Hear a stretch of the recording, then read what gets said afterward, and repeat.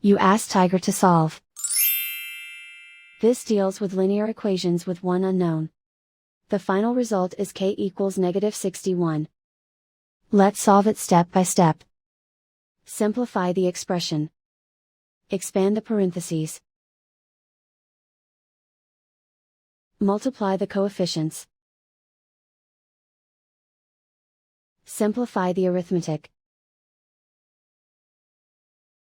Expand the parentheses. Multiply the coefficients. Simplify the arithmetic. Expand the parentheses. Simplify the arithmetic. Group all k terms on the left side of the equation. Subtract 58k from both sides. Group like terms. Simplify the arithmetic. Group like terms. Simplify the arithmetic. Group all constants on the right side of the equation.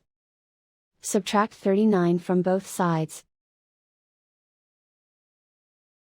Simplify the arithmetic.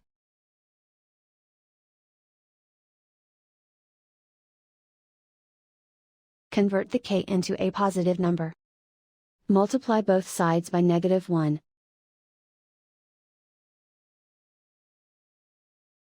Remove the ones. Simplify the arithmetic. And so the final result is k equals -61.